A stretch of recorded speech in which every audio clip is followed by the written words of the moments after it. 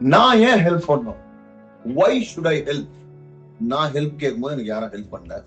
நான் ஹெல்ப் கேட்கும்போது என்ன சட்டை பண்ணல, என்னை ஏமாத்திட்டாங்க, எனக்கு துரோகம் பண்ணவங்களுக்கு வேற நான் ஏன் ஹெல்ப் பண்ணணும் அப்படின்னு நீங்க யோசிக்கிறீங்களா?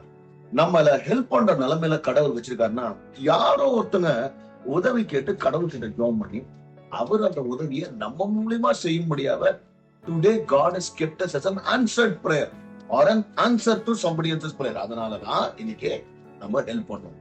நமக்கு அவங்களை பிடிக்கலனாலும் சரி, நம்மளை பிடிச்சி தப்பா பேசினாலும் சரி, நமக்கு துரோகம் பண்ணினாலும் சரி, நமக்கு உதவி வேணும்னு பண்ணாதவர்களாக இருந்தாலும் சரி, God has kept us today as an answer to somebody else's prayer. அதனால நீங்க யோசிச்சு பாருங்களேன், நம்மள கடவுள் யூஸ் பண்றாரு ஒரு டூலா அப்படின்னு நீங்க நினைச்சீங்கன்னா டெஃபினட்டா ஹெல்ப் பண்ணி தானே பிடிக்கனாலும் பரவாயில்ல, நமக்கு திருப்பி பண்ணலனாலும் பரவாயில்ல. If God has kept us in a position to help, please help. God bless you.